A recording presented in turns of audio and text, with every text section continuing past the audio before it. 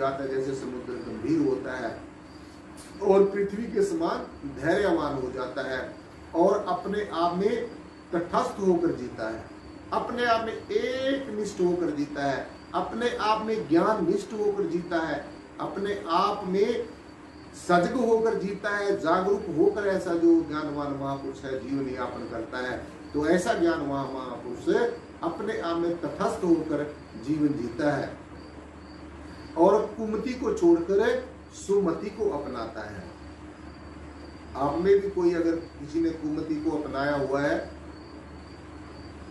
तो उन सबको मेरी सलाह है कि उस कुमति को छोड़ दें और सुमति को अपना लें।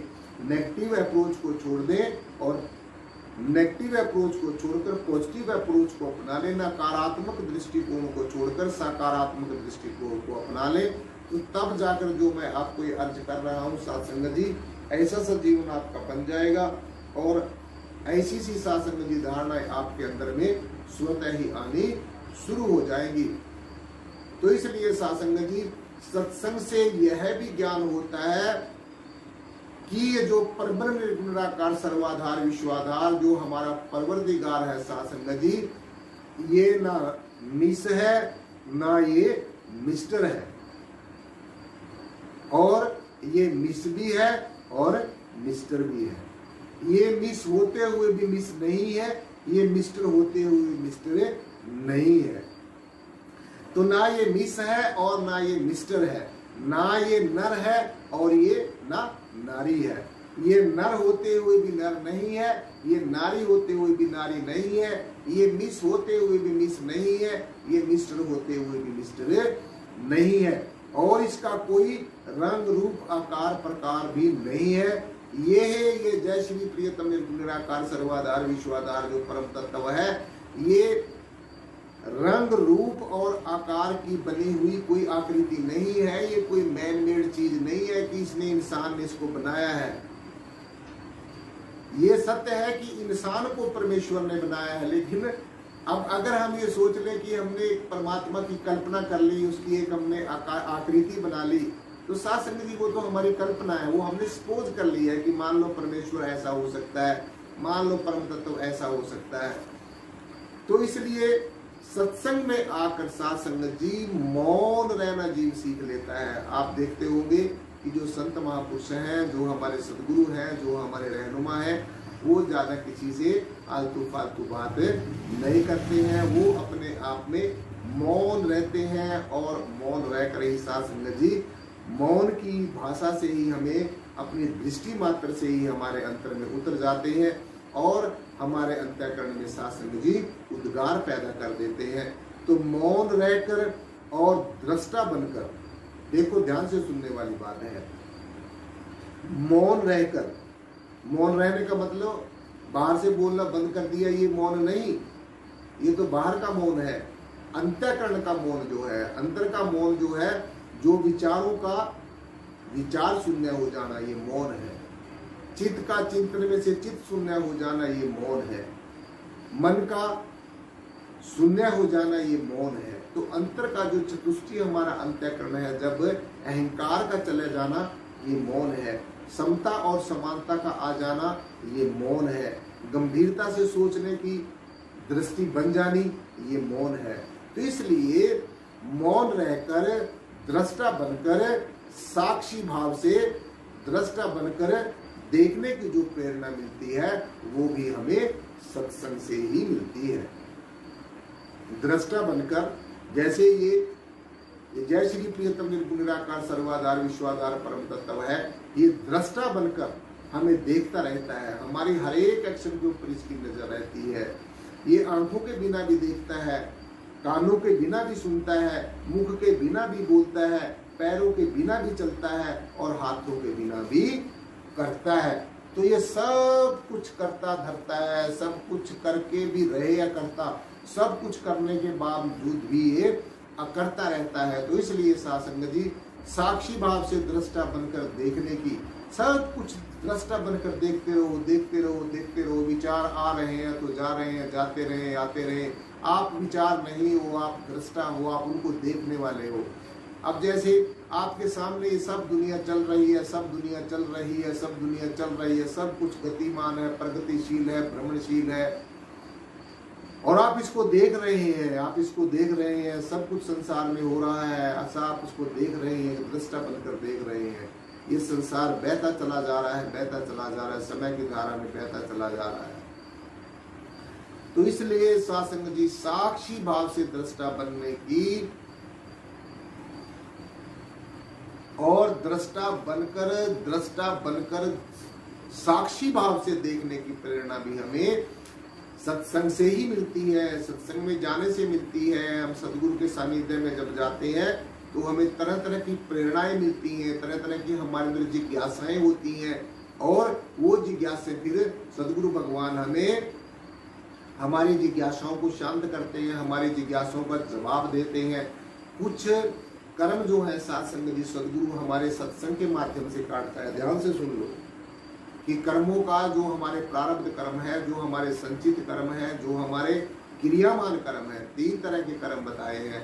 पहले प्रारब्ध कर्म, दूसरे संचित कर्म, और तीसरे वर्तमान के कर्म जो क्रियामान कर्म है, जो हम इस समय में कर रहे हैं। जैसे फॉर एग्जाम्पल आप ये ज्ञान चर्चा सुन रहे हैं तो आपके बड़े अहोभाग्य हैं, आपके बहुत ही अहोभाग्य हैं, और मुझे भी आप सबको ये पावन चर्चा सुनाने का सौभाग्य प्राप्त होता है। मैं भी सतगुरु भगवान का इस हमारे अपना इस परवरदिगार का शासन जी बहुत धन्यवाद करता हूँ कि आपने मुझे अपने गुणगान करने की जो सेवा दी है। हे प्रभु, मुझे आप अपने चरणों में, हे सदगुरु, ऐसे ही लगा के रखना, और मुझे इतना ज्ञान देना, इतनी भक्ति देना, अपने चरणों की भक्ति देना, साथ संगत की सेवा देना कि मैं आपके बनाए हुए जीवों की ऐसे ही सेवा करता हूँ। सदगुरु मेरे को इतनी कॉम्पिटेंसी देना, इतनी मुझे समर्थता देना, मेरे अंदर परमार्थ और पुरुषार्थ की भावनाएं आ जाए, आपकी बनाई प्रकृति की सेवा करने की भावना आ जाए। तो साथ संगत जी ऐसी भावनाओं से युक्त होकर जब आप जीवन जियोगे तो कुछ भी आपके जीवन में परेशानी नहीं होगी। तो इसलिए जिज्ञासु का जो मनोबल है, आत्मबल है, वो भी सत्संग में आकर बढ़ता है। देखिए 3 तरह के बल होता है। एक बाहुबल जो शरीर का बल है, मोटा ताजा तकड़ा होना, ये एक बल है। दूसरा बल है मनोबल होता है। बाहर से आदमी चाहे उदास रहे लेकिन अंदर से वो खुश रहता है। बाहर से जब होया उदास, अंदर समझ मिलन की आस। तो अंदर आप परमेश्वर से मिल जाओगे। जब आप बाहर से संसार से उदासीन हो जाओगे, इसको आप ये मिथ्या समझ के छोड़ना शुरू कर देंगे, छोड़ते जाएंगे। तो जैसे जैसे आप संसार की तरफ से विमुख होते चले जाओगे और निराकार के साथ आप जुड़ते चले जाओगे, और जैसे जैसे आप निराकार से बेमुख होते चले जाओगे तो समझो फिर संसार के साथ जुड़ते चले जाओगे। तो इसलिए सासंग जी जिज्ञासु का मनोबल और आत्मबल भी सत्संग में आकर ही बढ़ता है। अब सत्संग में आकर क्या नहीं होता, कितनी आपको ज्ञान की जो बातें सिखाई हैं, ज्ञान की जितनी भी मैंने आपको आज दर्ज की है, क्या कुछ मैंने वो बाकी छोड़ी है। अगर फिर भी आपकी समझ में ना आए, फिर भी सासंग जी ये जीव ना समझे, तो इसमें सदगुरु का कोई दोष नहीं है, इसमें परमेश्वर का कोई दोष नहीं है। इसमें हमारा अपना दोष है कि हम सदगुरु को जगाता रहा और हम जागे नहीं, सदगुरु हमें चेताता रहा और हम चेते नहीं। और फिर जब समय सासंग जी जो अंतिम समय आएगा, फिर हमें उसी चीज का ध्यान आएगा जिस चीज का ध्यान करते हुए हमने ज्यादातर समय बिताया है। अगर आप संसार का ही ध्यान, संसार में ही लंपट रहे, विषय विकारों में ही लंपट रहे, संसार के आकर्षण और आसक्ति में ही फंसे रहे, संसार के प्रलोभनों में फंसे रहे, तो फिर अंत समय में सासंग जी निराकार का ध्यान नहीं आएगा।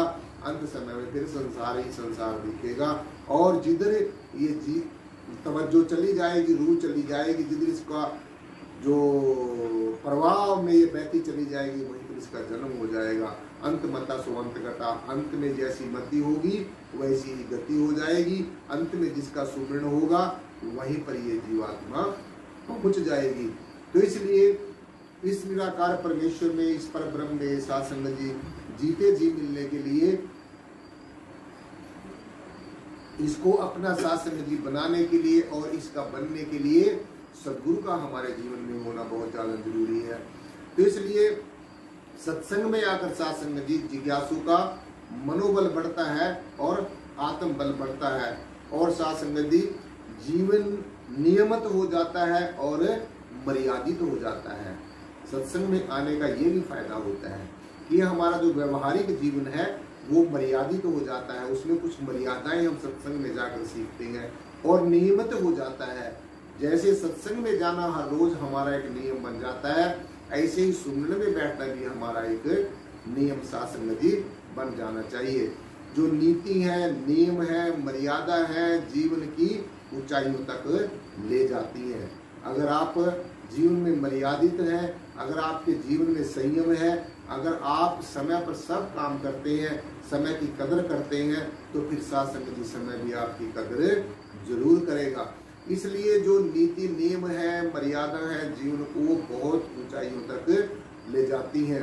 कितने भी जीवन में उतार चढ़ाव आ जाएं, कितने भी सुख दुख आ जाएं, कितनी भी विषम परिस्थितियां आ जाएं, जो कुछ भी साध संगत जी आता है, लेकिन सत्संग की नीति नियम मर्यादा कभी भी नहीं भूलनी चाहिए। चाहे जीवन में कुछ भी हो जाए, सत्संग कभी नहीं छोड़ना चाहिए, सदगुरु का लड़ कभी नहीं छोड़ना चाहिए, सदगुरु का जो है साथ कभी नहीं छोड़ना चाहिए। हम ही सदगुरु का साथ छोड़ देते हैं, हमारे में कुछ ऐसी गलतफहमियां हो जाती हैं, ऐसी साध संगत जी कुछ विसंगतियां आ जाती हैं, जिसके कारण हम सदगुरु का साथ छोड़ देते हैं और हम सदगुरु को एक आम आदमी, एक आम मनुष्य समझकर अपना जो कीमती समय है वो ऐसे ही अननेसेसरी बातों में, बेकार की बातों में, निरर्थक बातों में गंवा देते हैं। तो इसलिए जो सत्संग की नीति है, नियम है, मर्यादाएं हैं, वो कभी नहीं भूलनी चाहिए। जिसके ऊपर सत्संग का रंग चढ़ जाता है साध संगत जी, उसका जीवन फिर मंगलमय हो जाता है, उसका जीवन कृत्य कृत्य हो जाता है।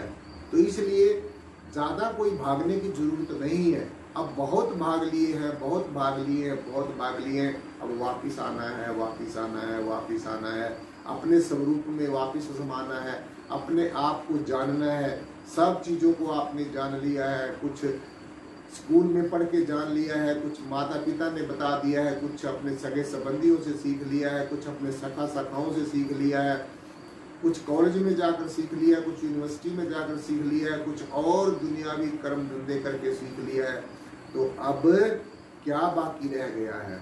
अब सिर्फ अपने आप को जानना बाकी रह गया है। अनेकों जानकारियां हासिल कर ली हैं, लेकिन अपने आप को जानना ये सबसे बड़ा काम है। सबसे बड़ा अपने आप को जानना ही परमात्मा को जानना है।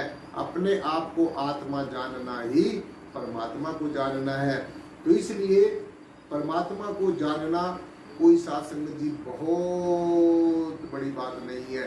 परमात्मा को जानना ही अपने आप को जानना है, और अपने आप को जानना भी परमात्मा को जानना है। आप में से कुछ साध संगत जी, जो मैं देख रहा हूं कि कुछ श्रद्धालु बहुत लेट आ रहे हैं, तो ऐसा नहीं होना चाहिए। चाहे दुनिया के कितने भी जरूरी काम है वो छोड़कर भी साध संगत जी आपने 1 घंटा तो अपने जीवन में निकालना ही निकालना है। 1 घंटा सत्संग के लिए हर रोज निकालना है, और कम से कम 2-3 घंटे हर रोज सुबह शाम साध संगत जी अपने बंदगी के लिए निकालने हैं, सुमरन के लिए निकालने हैं। तो आप ये करके देखो, अगर 2 घंटे भी इंसान अगर सुमरन करता है तो 1 महीने में 60 घंटे का सुमरन बन जाता है। और 60 घंटे का सुमरन जिस जीव के पास होता है वो लाखों में पहचाना जाता है। दीवाना लाखों में पहचाना जाएगा। जो परमेश्वर का दीवाना है, जो सदगुरु का सच्चा सिपाही है, जो सदगुरु के आदेश उपदेश को मानने वाला है, जो सदगुरु की हर एक बात को फूल चढ़ाने वाला है, सत सत करके मानने वाला है, तो वो साध संगत जी लाखों में करोड़ों में भी पहचाना जा सकता है। तो इसलिए सदगुरु की, सत्संग की और सतनाम की बहुत बड़ी महिमा है। तो यही सच्चा नाम है जिसको सतनाम कहा गया है। सत का मतलब सच्चा और नाम का मतलब नाम। कोई ऐसा नाम है जो सच्चा है? तो मैं समझता हूँ कि ये निर्गुण निराकार सर्वाधार विश्वाधार परम तत्व साध संगत जी, इसके अंदर ही सब कुछ आ जाता है। इसको एक बार निराकार कहने से ब्रह्म की, विष्णु की, शिव की और भी जितनी से अखिल ब्रह्मांड में दिव्य शक्ति है, सबका सुमरण एक निराकार कहने से सबकी यादगार आ जाती है, सबका सुमरण हो जाता है। एक साधो सब सदे, सब साधे सब जाए। जब आप एक को साध लोगे, एक को जान लोगे, एक को मान लोगे और एक होने का संकल्प कर लोगे, दृढ़ प्रतिज्ञा कर लोगे। इसलिए हमारे निराकारी जागृति मिशन में जो स्लोगन है साथ संगत, जो हमारे सदगुरुओं से चला आया, धन धन बाबा बूटा सिंह जी महाराज, उनका भी यही संदेश था कि एक को जानो, एक को मानो, एक हो जाओ। उसके बाद में परम पूजनीय सदगुरुदेव मेहताब सिंह जी महाराज जी सेवा को निभाते रहे। उनका भी यही कहना था कि एक को जानो, एक को मानो, एक हो जाओ। तत्पश्चात शासक जी परम पूजनीय सदगुरुदेव विद्या के सम्राट